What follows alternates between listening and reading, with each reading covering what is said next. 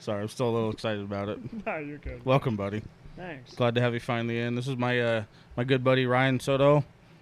Did I say it right? Yeah. Sutto. Sutto. It's Sutto. Sut and then Do. Yeah.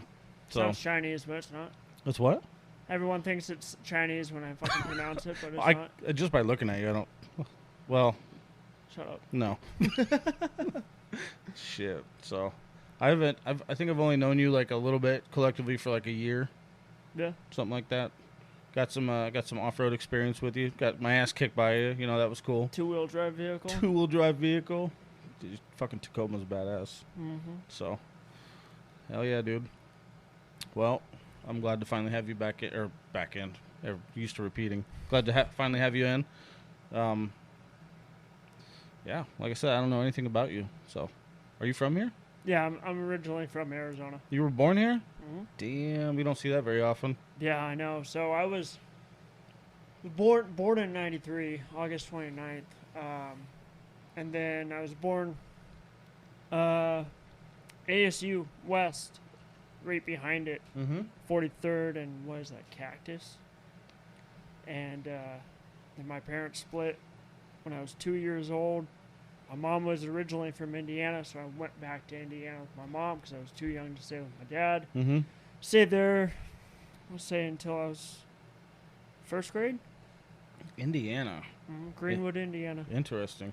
It's kind of one of those places you forget about.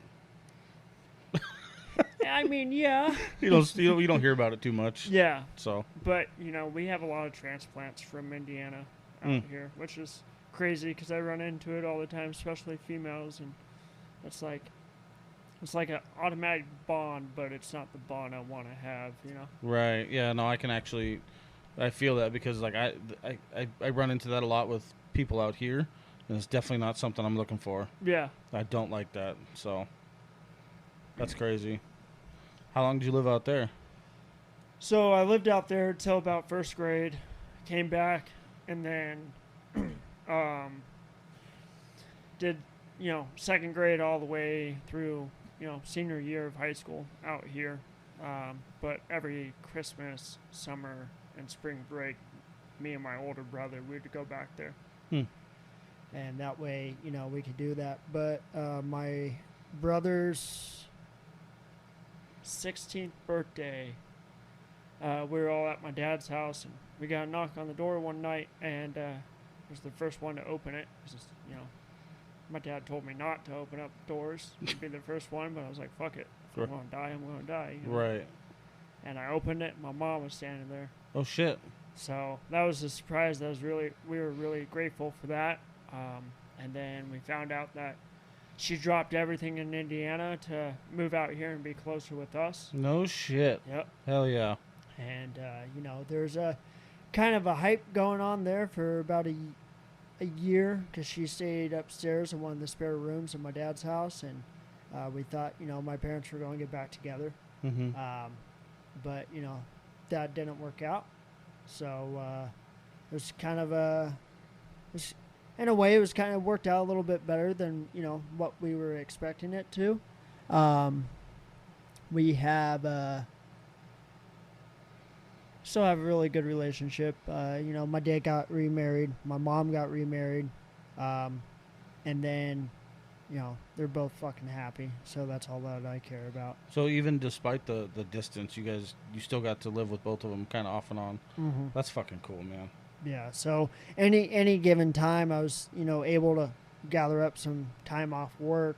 I'd go out to Indiana, visit family out in Indiana, whether it be, 2 days, even 24 hours. I would go out there, fly in, hang out, grab a beer, fly out, And it's like I never even left. Oh, yeah. Sounds like a place I'd like to visit. Yeah, Greenwood is it's 30 minutes south of Indianapolis. Mm-hmm. So, it's still city, but it's not as much city as Phoenix. You got a lot of your, country feel down there. Yeah, I can imagine. Like Buckle Bunnies here are not the same as Buckle Bunnies in, Greenwood. I mean, Buckle Bunnies anywhere you go are, still Buckle Bunnies at the end of the day, mm-hmm. but they're better looking. Out there? Oh, fuck yeah, they are. And funny. It's funny because, people there, they can tell you're not from there as soon as you walk into town. Oh, no shit. Yeah, but they're very respectful. They're very nice. It's not like, the Wild West out here. Yeah, I was gonna say, man. The little bit I know about that kind of feeling is like going through New Mexico and even into Texas. When you stop at, say, like a diner or something to eat, people fucking know it. Yeah. And they don't like it. Yeah. Very clearly don't like it. Yeah. Texas is just like Arizona. We have the same mentality. If you drive slow, don't get on the fucking highway. Literally. If you don't have a gun, don't get on the highway. If you ain't willing to sacrifice your life to take someone else's life, don't fucking drive. I mean, you're not wrong. Texas is really, really close to here. Mm-hmm. It's weird. It's so weird to me that we have more lax gun laws than they do. Than Texas? Yeah. Yeah. Yeah, like we just. I don't think Arizona could give a fuck who has a gun. Yeah. That's what it feels like. But it is true, But yeah, so we went out there and traveled out there. But the cool thing about my dad remarrying, my stepmom now, which is amazing to me, and the stuff that she has done for the family and especially done for me and saved my life, and I'll dip into that in a little bit later, but her parents live up in Michigan. mm-hmm. So they're about 5 hours away from my grandparents, and so anytime I go out to Indiana, I go up to Michigan. Damn. And I'll go out there for a week, 2 weeks, and we'll go back to Indiana, and my uncle will come from Florida, and we'll hang out and go fuck shit up like we used to when I was younger. Go put fireworks in mailboxes, go fishing, Have a good time. and go cause mayhem. And it's funny because my grandpa was the chief of police, in Greenwood, Mm-hmm. and so growing up, I was able to get away with a lot of stuff. I didn't really get into a lot of stuff because I was so young when I was there. But like when I went back there in 2016 with my Duramax, I brought my Duramax and my bike, and I had a 2007 KX450. and I went out there and because I was like, I'm going to move out here, Mhm. because my mom was begging me to move out there. And I was like, all right, I'm gonna bring my dirt bike. If I can ride like I can ride in Arizona, I'm gonna do it. Right. That didn't happen. No? Did you get in trouble? Amish people hate me. Amish, man. Also something else you're not aware of out here. Yeah. That's wild. I mean, Amish territory, I mean, they're great. I respect them. I'm a big history guy. I love history. Anything Sure. history, especially the Amish, they still live in history, Mhm. And they're old school as fuck. Are you, I mean, it sounds strange, but they interact with you? Oh, yeah. Really? Yeah, they're very... So, growing up, everyone that still lives in the past, everyone, like, you're taught that they're not open to new things. Yeah, that's exactly why I asked. Yeah, Amish people, totally opposite. They're open to new things. They're open to get taught new ideas. I mean, shit. Interesting. I was sitting at a stop sign, at a 4-way stop sign on my dirt bike, and I heard subs, and I didn't hear a car. I was looking around, did not see a car. I saw a car with a horse on the front, a buggy, Yeah. and he had, lights. Oh my God! And Really? he had a sound system in it. Holy He shit. had two 12 kickers, Holy shit! and he was jamming to Lil Wayne. He fucking discovered something he loved and he wanted it. Yeah, That's great. and That's the they're greatest thing I've ever heard, man.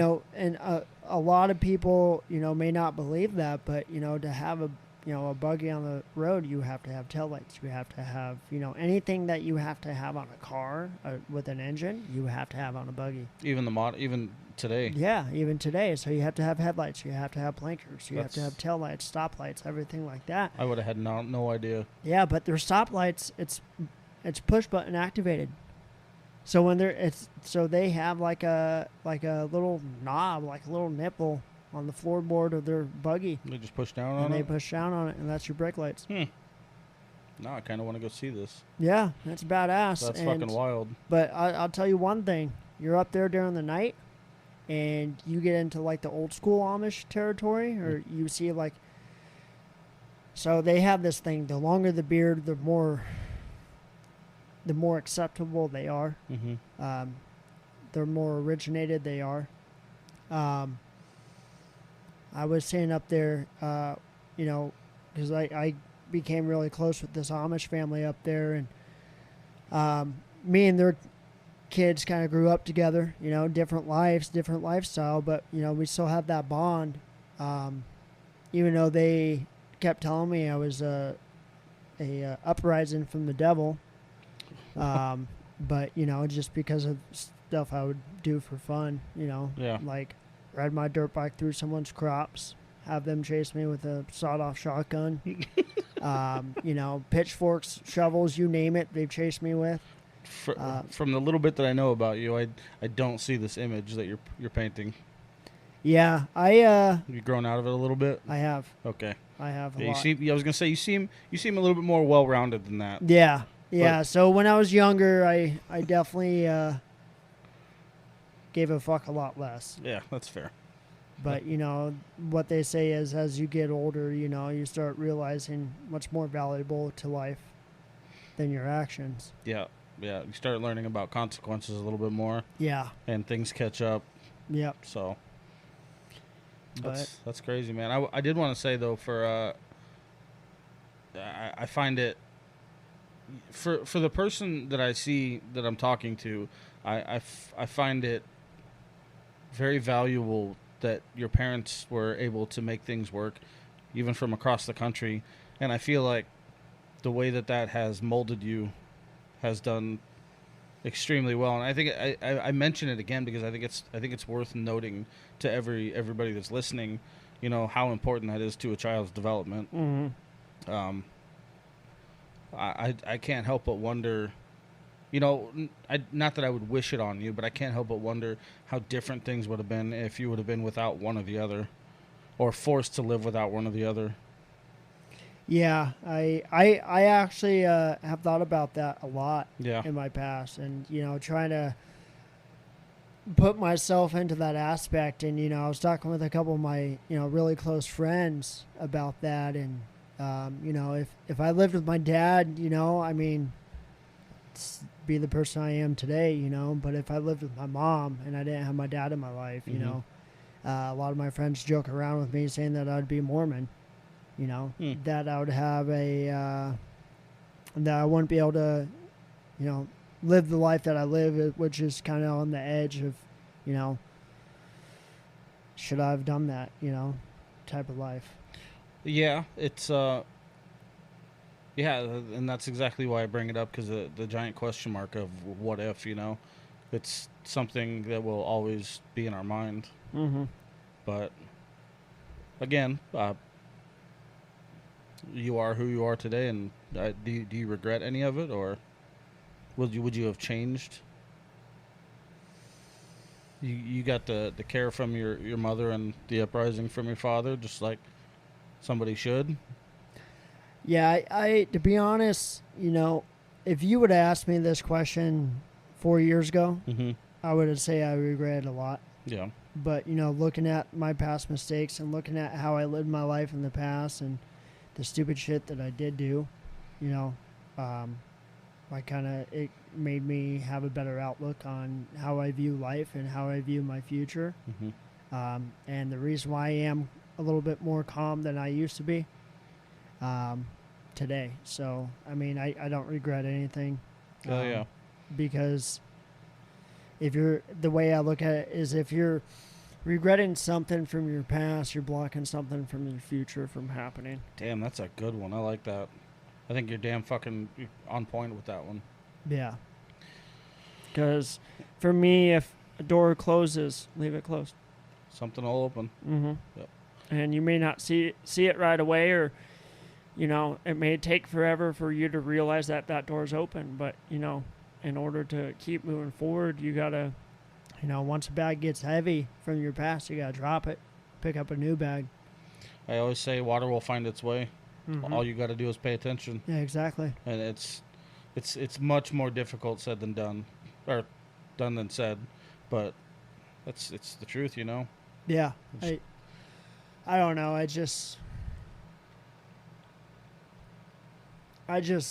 don't know. It comes into that aspect of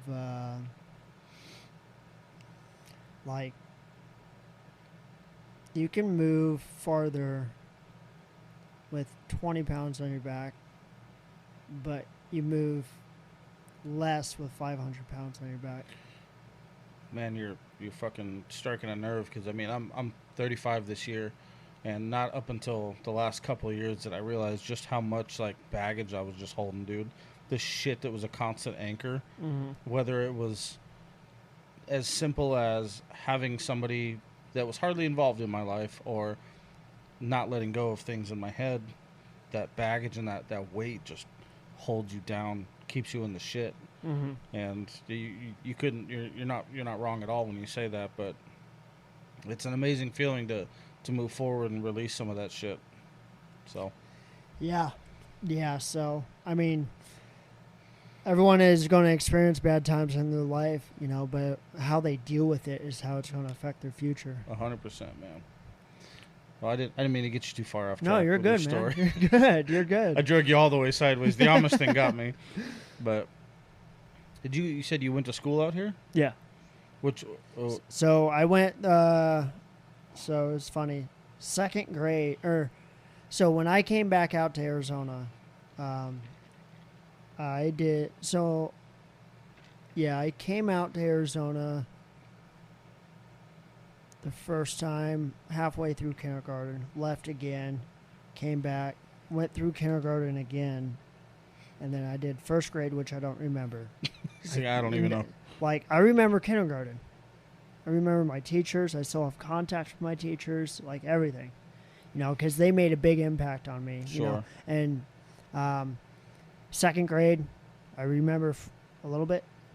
And then we moved school districts, and I went to Copper Creek Elementary. You know, 3rd through 6th, and then I went to Hillcrest Middle School, 7th through 8th, because they only have 2 grades, and a lot of people, you know, still like they have one school for 2 grades. That does make sense, you know? Right. But we had the same amount of kids that an elementary school does. Yeah.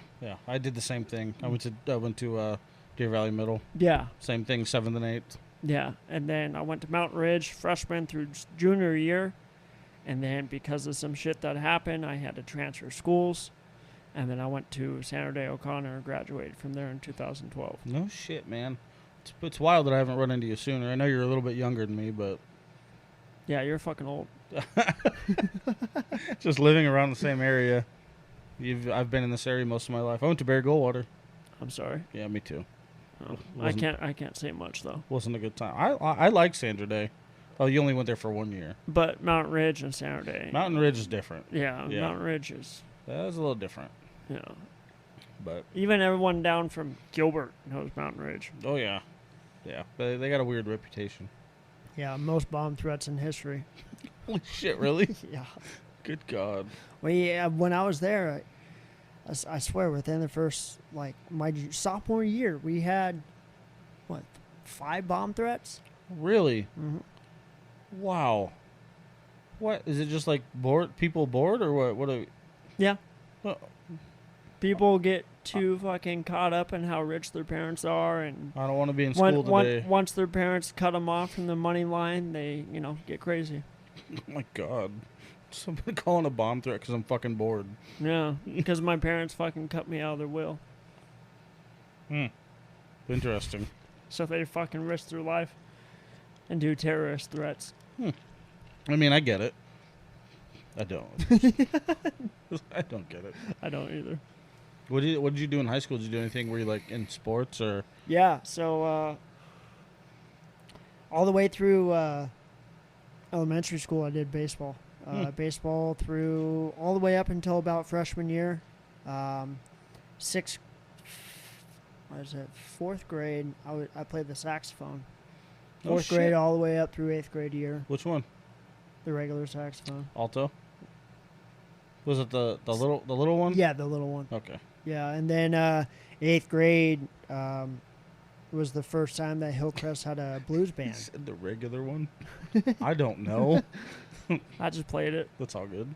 But, I did too, so Oh, okay. yeah. I knew we had a bond. Well, we got something going on. But no, so my teacher came to me one day and he's like, hey, we have a blues band trip coming. And I was like, okay. And he's like, you want to be a part of the blue jazz band club that we got? And I was like, I guess. Sure. And Why not? I was glad that I did because, that's, 7th grade is when I really held on to, social studies and history and everything like that. When I, was trying to figure out what subject in school I really liked. Yeah. And social history was the one. Really? Yeah. Just learning anything about our past is amazing, But the amount of stories I've heard from our past, you hear different variations. Oh, things nowadays, the land of information is changing underneath us. Oh, yeah. Extremely. Yeah, but So- I mean, with that blues band, I was really grateful that I did that because we went to Georgia Oh, shit. and we did a live concert, like old school, like it. They had their hexagon porch in the middle of a park, and they had 400, 500 people. They had some of the top blue jazz fucking performers there. It was amazing. That sounds like a really cool experience. Yeah, and right after that, I quit. It's like, all right, I'm done. Yeah, and then freshman year, sophomore year, I wasn't really, I was kind of coming out of my shadows, I guess you could say, because, other than baseball and band, I did wrestling for a year, but I didn't like getting touched by other men, so I kind of got out of that quick. It's fair. I'm know? not a big fan of people touching me either. Yeah. And so freshman, sophomore year, I was... To believe it or not, I was wearing, polo shorts, collared shirts 24/7. I had my hair spiked. I would not have guessed. I was your little nerdy kid. Were you always the same build? Yeah. So I was actually born with a condition. It's a rare condition. Like 1 in a million people have it. What is it? So it's also called the alpha male. So I'm known as the alpha male, which is weird because I'm not built like an alpha. Right. For those who that don't know me, I'm 6'4", 6'5", depending on the shoe. But I weigh anywhere. My weight range is anywhere from it could go all the way down to 130 pounds, all the way up to 160 pounds. Right now you fluctuate Yeah. that much? Mm-hmm. Holy shit, dude. That's got to be kind of frustrating. Yeah, it sucks. Yeah. It sucks. But I was born with an extra Y chromosome. So, which is also known as Jacob's syndrome. These are, I've heard them. I just don't know anything about them. So the extra Y chromosome has deficits of lean muscle mass, increased anger, increased appetite, weak muscle tone, everything like that, and also Down syndrome.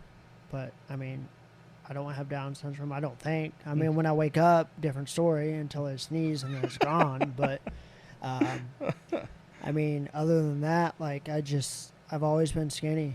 I've always, no matter what I do, I've even taken steroids. Really? Yeah. And I was still skinny, but I was cut. Yeah. It was weird. Jesus Christ. Fucking Yeah. cut skeleton. Yeah, literally. Yeah, like I shit. look like your skeleton in the Halloween aisle at Walmart. Just without the laugh. That's crazy. Yeah. What about your appetite? Can you eat like a motherfucker? Oh, fuck yeah, dude. Yeah. Part of the reason why it took me so long before I got, harassed at the gas station for my truck. Real quick, this might freak out. If it does, just let it go. Okay. So Cool. it'll come back. All right. But yeah, part of on my way down here, stopped by Freddy's, Hmm. and I grabbed 3 number ones. 3? Yeah, 3, Jesus Christ. which is a double, cheeseburger, Well, now I'm hungry. 3 large fries, and I had a extra large malt shake. To yourself. Yeah, You ate it all? yeah. God damn, man. And then my late night snack, before I go to bed, is a 4x4 from In-N-Out. Ooh, And that's with everything on it. starting to sound expensive. Yeah, I don't want to talk about my budget No, or my grocery shopping. we're fine. I'm just gonna leave it be. Yeah, but I mean, I can eat. I eat a lot. A lot of people, like we have a mutual friend, Sam Hendricks. Yep. I love him to death. I love him. Would do absolutely anything for that guy at any given time. And we'll shake hands every time we see each other, and he'll call me out. He'll be like, "Man, you're getting fucking skinny. What the fuck's going on? Blah, blah, blah, blah." Or he'll be like, "Yeah, you're gaining weight." He's like, But- fuck, man. Yeah, but I mean, I've learned to accept it. I am still self-conscious about my body. Are you? Oh, yeah. Okay. So, like, if we ever go out to the lake, I'll take off my shirt. Or I'll get in the water, but it's going to take me a little bit. That's so interesting, man. People that are built bigger like me, I don't really too much think about the other end of that. And I've heard it multiple times in my life. Like, dudes that are built like you are, they always say, well, I'm self-conscious. I'm like, why the fuck? Yeah. You Like, know? I don't go to Mountainside Fitness. I refuse to go. Really? Yeah, because when I used to go all the time, I used to have people look at me when I was bench pressing like 195 pounds. And they're like, how? That's so crazy to me that you'd get judgment on like the other end of this. Yeah. Or when I do like light weights, when I'm trying to focus on my muscle, my muscle movement and, my movement in general, and trying to tear apart my muscles so it can rebuild into something better. Mm-hmm. I'll have light weights and I'll be doing, dumbbell, chest flies. And everyone just looks at me, and I'll look in the mirror wall. That's supposed to help motivate people. And it just beats me down. 'Cause I Yeah. see like 20 people looking at me. Yeah. And they're not saying anything. Their faces are blank, but I know what they're thinking. Right. And Damn, dude. I've been called everything in the book. I've been called toothpick, Bambi legs. That's one that I actually like. My license plate at one time was Bambi legs. There's everyone used to make fun of me, and a lot of people still make fun of me. But there is one person that I met in high school that has been very that has been a part of my life in my darkest times, and helped me have a better image on my life. And that was Justin McLaughlin. Mm-hmm. I used to live with him. We met junior year in high school when we were in West Mac Automotive.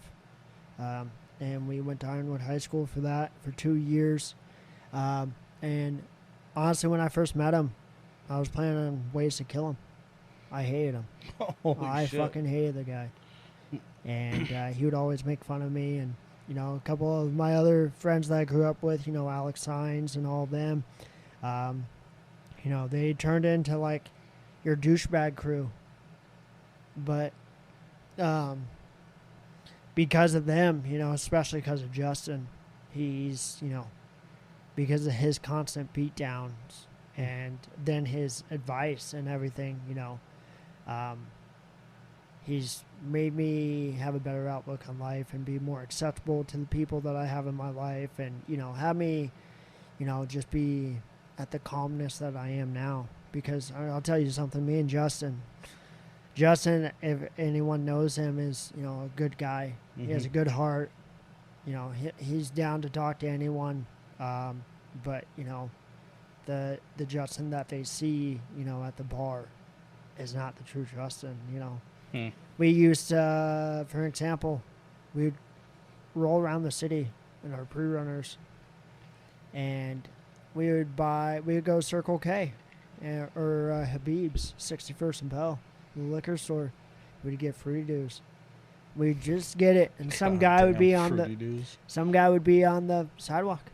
cussing at us, and brand new drink thrown out the window, straight face plant. Mm-hmm. And then we'd go back into the line like, hey, I need another fruity dough. I just wasted mine. Or sometimes we would go to Circle K and grab 4 Thirst Busters, hoping a motherfucker would. And as soon as we got out, I mean, you know, I've seen a couple of my friends, you know, get out of their trucks a couple times, you know, and follow through with things. But, you know, we would talk shit, throw shit, Mm-hmm. you know, everything, get someone really mad, and then keep passing by, pissing them off more and then just take off. Shit, man. You know, and there's a lot of things that we used to do, and that can't say, but, you know, it's the experiences that I've experienced with some of my closest friends that's like amazing to look back at. Yeah. Like, wow. I was going to say the impact of, you know, some of the shit that you or I have done in the past is when they say the shit will catch up with you, man. It's really shitty that it fucking does, because it does. Yeah. It keeps up with you, and as you get older, it'll make you feel some type of way. Mm-hmm. And I honestly think that's the reason why I'm a little bit more quiet than I am now. Mm-hmm. You know, and if you like go around ask anyone, you know, from my past, like, is Ryan a quiet guy? They're like, no. You know. I've heard from a couple of different people once we started talking about this that you got a story to tell. So, you know, obviously more interested now. Yeah. But you know, you know, so you know, freshman sophomore year, I was quiet. I was, you know, I was trying to find out who I was going to be. You know, how I was going to write my story, how I was going to walk through life. You know, and the type of image I wanted. And I had a really, really good family friend that I grew up with. He would also pick on me, you know, at church and stuff like that, because I went to Mountain Ridge Baptist Church. I'm Christian, but he would, I would always pick on him. He was 6'3", 6'4". He was about 250, mm-hmm. And he was in the military. You know, he was in the Air Force, sadly, but you know, he just tossed that in there casually. I was like, what? You know, he was like a uncle I never had. Mm-hmm. You know, even though he wasn't family, he would pick me up and throw me in the dumpster at church. Oh shit! Literally, open up the lid.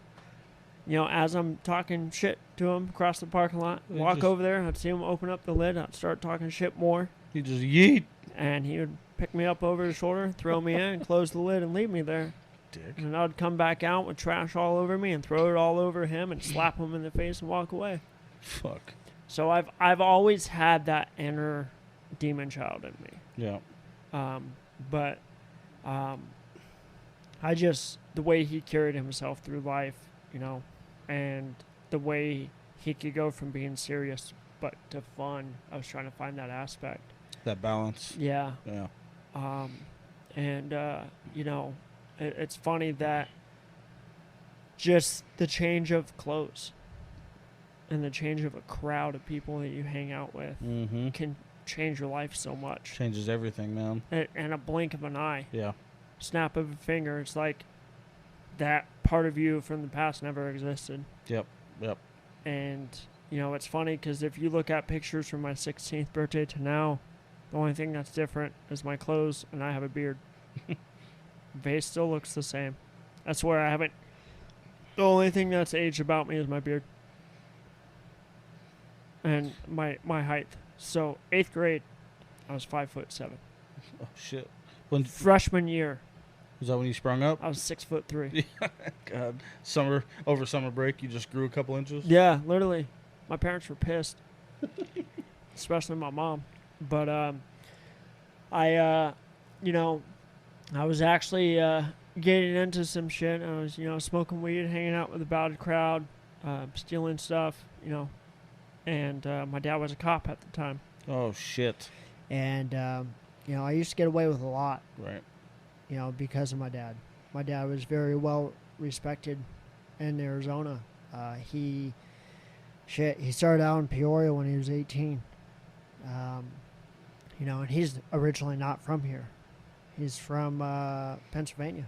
Is he still a cop? No. Okay. No, correction. He's from North Dakota, but he moved out here and did school and everything out here. Oh, I see. But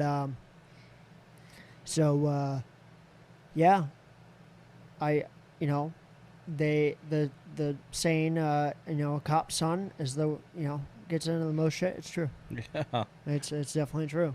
You know, but it's just fuck you. So you're telling me to stand up. But you know, yeah, I did a lot of bad stuff. I've never got hard into drugs, never. Well, you dodged a bullet there, you know. Yeah, Yeah. like you know, all this cocaine and stuff that's going around, never touched it. Man, it's so strange to think about now because like I hear your stories and I feel like I'm kind of there with you because I was doing the same shit in my 20s, like in my late teens and early 20s. I was a fucking little hellion too, dude. Yeah. Just doing shit. I literally used to like go find parked cars in random places and steal the gas. So, or the tire caps. Yeah, dude, Just piss people off. just some dumb shit all the fucking time. I used to go to the fucking races and bring them back to my house because I was on a main street. Just like a lot of shit that I should have been in a lot of trouble for. Yeah. And it's I don't know. You can't help but look back and just think like, fuck, I dodged the bullet. And you start talking about the drugs and shit like that, and it's amazing to me how surrounded like I was by them without knowing. But for some reason, I never got like over a 10-year span. That's a long time. And just for some reason, it just never happened. Or like maybe I was just lucky enough that people didn't think that was my material or whatever the fucking case may be. So you know, with that, I kind of smile when you said that because, you know, a lot of my friends, their parents were cops. Oh, shit. And they were hard into drugs. Oh, God, really? Yeah. I mean, I used to smoke weed. I mean, who didn't? Right. You know? Yeah. Weed isn't a drug, it's a plant. But, you know, we used to sit in my buddy Joe's garage. And his dad would be there. His dad knew. Mm-hmm. He didn't care. He'd rather us be at the house smoking, getting high, drinking underage 100%, yeah. than being out, you know. You know, his dad knew my dad. And it finally got to the point to where, you know, Joe started getting into, like, meth. That I stopped, you know, being around Joe as much. And his dad, you know, told my dad, you know, hey, my son is hard into drugs and our sons hang out together, you know. Ryan's a good kid, you know. He's keeping clean because he wants to become a cop. Mm-hmm. You know, that was my dream. And my dad sat me down one day and he's like, if you're serious about becoming a cop, you got to stop hanging out with the people that you're hanging out with. Oh, shit. Fucking reality check. Yeah. And he's like, but if you're serious about this, you know, you need to go join the junior academy. And so I got introduced to Glendale Police Explorers. Mm. And I was up there, and I was in the Explorers until I was about 20. But I was forced to get out. Why? So when my dad remarried, correction. Yeah, my dad remarried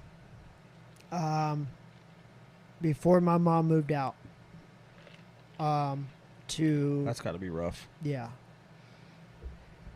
My dad remarried to this girl named Kim. Mm-hmm. She had 2 daughters, Ashley and Amber. Fucking hate the names. Kim, Ashley, and Amber. Hate them. She used to abuse me. She used to abuse me and my brother. Not so much my brother, but more me. Who is this? My old stepmom, Kim. Your old stepmom, Kim. Yeah. Okay. And my family knew about it, you know, like, and I got brought to my dad's attention multiple times.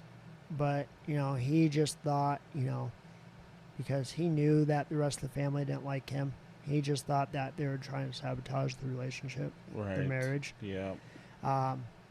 And it went from physical abuse to sexual abuse. Oh, God. And What age was this? shit. However old you are in third, fourth grade. Fuck, man. So you didn't have really too much of a bold idea what was going on. Yeah, well, I mean, It was an idea, but I knew exactly what was going on right. because she told me, she gave me the talk. She gave me the bees talk, you know, and, you know, I was shown the bees talk. Right. And she would come in my room in the middle of the night and mess with me. No shit. Yep. And which is funny because, you know, I used to have this black lab. You know, her name is Maddie, and she was a cool dog. You know, I lived in Happy Valley my whole life, pretty much. 55th Avenue, Happy Valley. And my friends would come over, and we had a big-ass trampoline in the backyard. And Maddie was the nicest dog ever to me, to my family. She knew all my friends. Mm-hmm. But any time that you go in the backyard unannounced, she'd get protective. And she would chase you. So we would all have a game. 7 of my friends would line up towards the side gate. We'd run in the back gate. Yeah. Come around the back of the house and go into the very back of the house in the green grass, and you had 3 steps to get in the green grass and a 3-foot like patio ledge and everything to jump on the trampoline. Whoever gets on the trampoline without getting bit wins. Holy shit! Yeah. You guys tested this. Oh yeah, we tested this. We put that dog through hell. Anybody, The whole time though. Anybody ever get bit? Oh fuck yeah. Oh, We all got bit. Even absolutely. I got bit. A lot of my scars, you know, on my legs and my ass are from my dog. Oh shit! You know, but at the end of the day, I'd jump off the trampoline. I'd be like, Maddie. And she'd be like, cute, I love you. Yeah. Hey, what's up? Sorry. Sorry about earlier. Yeah. You know, but the whole time that happening, my stepmom at the time would be outside sunbathing by the pool. Mm-hmm. And all my friends, all the time, God, your stepmom's so hot, dude. God, she has big boobs. You know. Fuck, just not knowing. Yeah. Fuck, man. Just not knowing, you know. And it's kind of how it all started. I remember she came into the bathroom one day when I was, you know, taking a shower. She's like, I know your friend's there, and look at me. And I caught you looking at me. I was like, well, yeah, it's the first time I've ever seen a girl with fake tits. I was like, we're probably exploring the female body. Yeah. On accident. Yeah. And, you know, and I mean, there's nothing subtle about her, you know, her chest. They were huge. Right. You know, after some of the experiences I went through and, you know, going to my dad was a motor cop, you know, so he brought his bike home. And anytime he'd go on that bike, anytime I'd, you know, hear the keys and the chains from his, you know, gun belt, I'd fucking run out of my room crying. Because he was leaving? Because he was leaving, I knew it was about to happen. That's fucking terrible, dude. And, you know, I, you know, ran to my dad multiple times. I was like, don't go to work. Let me come with you. You know, send me to my aunt. Send me somewhere. Something. Yeah, help me. And then, you know, it finally clicked one day. My dad found out. We moved out of the Parkview house, 55th Avenue, Happy Valley. Moved into the back community that we lived in. And about a year after that, you know, he divorced her. And then I was blocking a lot of things from my life at that point because I was scared. Right. Probably want to shut a lot out. Oh, yeah. I learned how to swim at the age of 14. Oof. Because of that. Damn. Yeah, I was scared. I lived my life behind doors in the shadows because I was afraid to come out and how people would look at me.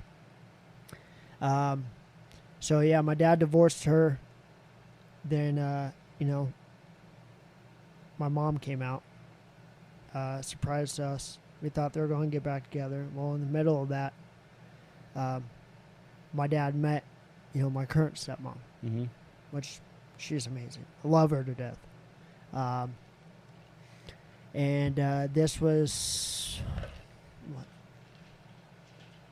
I don't know how old I was, what part of my life it was, but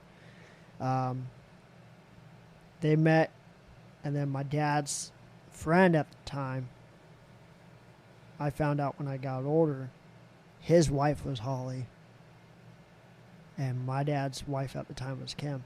Mm-hmm. They swapped. Oh shit. Make everything short because I don't want to get into that, but they swapped wives. Basically. Was that planned? No. Hmm. So there's a lot of stuff that happened. The reason why, my dad and my stepmom got so close before they even started dating, before they even married, a lot of drama. Mm-hmm. My dad saved Holly's life. And that helped a lot, with her image and her mental state. And I would put it this way. I liked her so much before they actually got married, when they were dating, still living in separate houses. Every day from elementary school on the way home, I would stop by her house, hang out with her and her girls, all that. That's good. That's pretty awesome. Yeah, and I would show up unannounced. Right. I would just knock on the door and be like, "Hey, what's up?" Can I hang out? Yeah, and we would sit there. That's legit, dude. And then they got married, and I think they're 12 years, 13 years now married. Oh, hell yeah. But Holly had two girls, Austin and Abby. Mm-hmm. And growing up, I, picked on them a lot. Mm. I've always wanted little sisters. Right. Always. Being the youngest sibling in my family, I have a brother. He's 4 years older than me. I've always wanted someone younger than me. I can relate to that. Yeah. I'm the youngest too. How many brothers do you have? I have two brothers and a sister. Okay. So, yeah, I would always pick on, Abby not so much. She was more of your, like, book nerd. mm-hmm. Big glasses, big thick glasses, Austin was, she was fat. She was big. And me and my friends, she would, we would call her bouncy ball all the time. Shit. So going down the stairs, everything would jiggle and I'd laugh in her face. I was an asshole to her, Mm-hmm. but, she was an asshole to me. She'd always pick on me. She would come in my room when I'm playing my Xbox. Run in, turn off, run out. Fucking rude. Yeah. Fucking rude. I mean, a lot of people would murder someone at that point, Yeah. But, and then we got older. And then, my junior year, she was a freshman. And that's kind of like sophomore, junior year, end of sophomore, beginning of junior years, like when me and Austin kind of like grew up a little bit. Mm-hmm. She was on the cheer team. I had a lot of friends that were football players because I was in Mount Ridge football freshman year. Oh, yeah, I see where this is going. A lot of her friends wanted me, and she wanted a lot of my friends. Right. So I made a deal. She's like, yeah, you want to hook up with my friends? Bring over your girlfriend. Yep. And, it worked out like that. And then, so at this whole time, my dad and Holly are married. Kim and that, my dad's old friend are married. Well, about mid-junior, like towards the end of junior year, it was January 25th, 2011 at exactly 7:30 p.m. Jesus. I was at Barrett Jackson with my girlfriend, Tatum Youngblood, Mm-hmm. and her whole family. We were walking through the big showroom. My phone starts blowing up. Having all these different numbers call. And I answered one of them because I recognized him. It was Glendale Police Department. Shit. and I'm in the junior academy at this time. Right. And they're like, "Hey, is this Ryan Sutto?" I was like, "Yes." They're like, "Oh, this is Detective so and so, blah blah blah. Like, where are you? We need to ask you a couple questions about, your stepsister Austin." Oh no. And then I was like, "Let me call you back." They're like, "Where are you?" I was like, "Let me call you back." Yeah. Hung up. Answer the next one. "Hey, this is Detective so and so, with Peoria Police Department. We need to ask you about your stepsister Abby." And I was like, "What the fuck?" Hung up that, called my dad. I was like, "What the fuck is going on?" I'm getting calls. And he's like, "I was just about to call you." He's like, "I just got off the phone with Tatum's dad. You're going to go back. You're going to leave your F-150 at Tatum's house. Your stepdad's sitting there waiting for you right now. He'll explain a little bit in the car. Once you get to your mom's house in Avondale, there's going to be a couple police cars out there. Just know they're family and you're okay. We'll explain everything." Got there. Her dad looked at me. He's like, "I love you. You're family to me." He's like, "I already look at you as my son-in-law, like, all this shit." And I was like, "Okay." The fuck is going on though? Yeah, I was confused. Tatum was freaking out, Yeah. obviously. I was freaking out. Right. And my stepdad picked me up, and only like four words were said. It's like, "You're safe. I love you." Still doesn't fucking help. Yeah. 25-minute drive. Of 4 words. No music, nothing. Oh god. So, you could imagine the things that are going through my head. Sure, dude. So we get to my mom's house, and there's there's a couple cop cars out front, walk in, and a couple cops stand there, and my mom's crying. And I'm like, "Why the fuck is she crying? She's bawling." I was like, "The fuck?" Mind you, when I was in high school, Mountain Ridge, I'd start at 7:45 every day, Mm-hmm. go until about 9 o'clock. My class at Ironwood High School would start about 9:40. I'd be at Ironwood High School until about 2:30 for my automotive class. Mm-hmm. And then after automotive, I would go straight to work. At the time, I worked at Bell Ford. I worked full time at 16. So I've had a full time since I was 16. And then after work, I'd go to Club Hookah, 35th and Greenway. Mm-hmm. I would hang out there because I was a promoter for Club Hookah. And I would come home about 11:30 at night. Mm-hmm. Then go to school. And then go to school. Wake up and repeat. And then every weekend, I'd be at Club Hookah. Or every other Saturday, I'd be at Glamis Status. Out in Surprise. Yeah. And I would always be with friends. Always had friends around me, So I get to my mom's house. She's bawling. She tells me what's going on. She's telling me that my old stepmom, Kim, tried to get my dad fired from PD multiple times, and this has been going on. And I was kind of concerned for my dad over the time because I noticed he was going through different police departments. Right.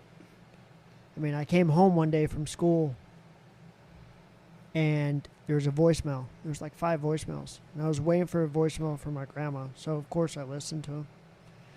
Buckeye PD. "Hey, we would love for you to come down and be a sergeant with us, Gila River. Hey, we'd love you to come down and be a lieutenant for us, blah, blah, blah." Mm-hmm. I was like, what the fuck is my dad? Like, how big is my dad? Right. Like, how good is my dad doing? Fucking celebrity. Yeah, and I'm like, cool, So yeah, she tried going after my dad. Then, I was about sophomore year. I just got home from school, getting ready for work. I get a knock on the door, look out the window. There's Peoria PD outside of my house. Jesus. I answer the door. "Hey, "Are you Steven?" I was like, "No, I'm not." They're like, "Steven's my older brother. What's up?" They're like, "Can we speak with him?" I was like, "He's not home." They're like, "Well, when is he going to be home?" I was like, "He hasn't been home in over 2 years." They're like, "Why?" I was like, "He's in Fort Riley, Kansas. He's in the military. He's in the Army." They're like, "Are you sure?" And I was like, "Yeah, I literally just got off FaceTime." So pretty sure. Yeah, so I FaceTimed him back, and they talked and everything. They're like, "All right, sorry for your troubles, blah, blah, blah." So fast forward to January 25th. Get to my mom's house. My mom is telling me that my dad's old friend and my old stepmom, were trying to go after my dad. Mm-hmm. Failed. Trying to go after my brother. Failed. Now they're trying to come after me. All because when my dad divorced Kim, the day after he divorced Kim, he bought the fucking mega 2-story that he lives in now. Mm-hmm. After it was finalized. She thought it was still hers. Once she came to realization that he did it after the divorce was finalized, she was pissed. So what happened to your sisters, though? So, that's where I'm leading back to. I hate to be this fucking guy, but I have to keep this under an hour for editing. Fuck. I know. But you're going to come back, right? Oh, yeah. Okay. So you can continue. You got a couple more minutes. Yeah, so basically, they were getting me for sexual assault, harassment, assault. They were getting you for that? Yeah.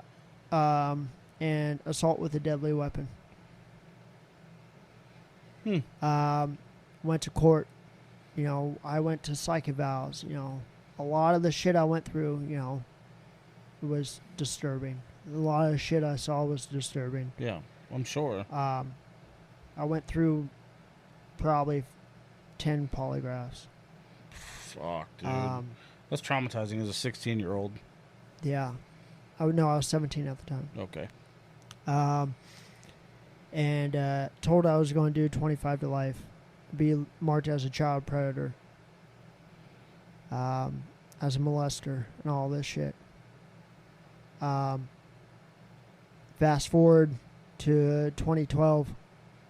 I had to transfer to Sandra Day O'Connor because the youngest stepsister was going to be a freshman. And we couldn't be in the same school. I was getting in fights every fucking day. I had cops escorting me everywhere. I had trackers on my truck. Jesus Christ. I wasn't even allowed to take a shit without a cop being next to me. But it was for my protection. It's what my dad put in. Of course, it was for your protection. Yeah. So, a lot of that, changed me. Yeah, I can only fucking imagine. We went to the prosecutors. The prosecutors, because of my background, the allegations, and the constant police reports of me doing, criminal damage to their house and their cars and stuff, and me having proof of me not doing any of that, they dropped everything. Yeah, good. And they said I was innocent.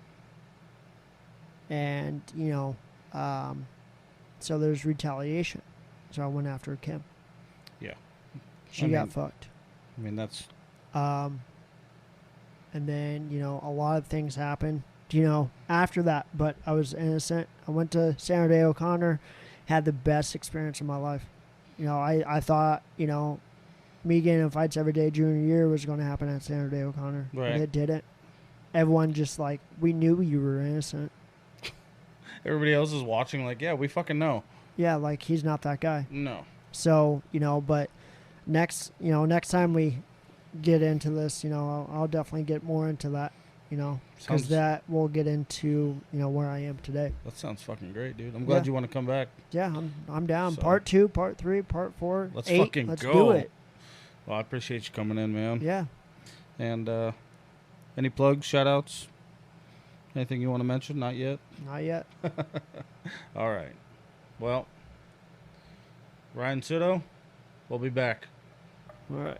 Peace out.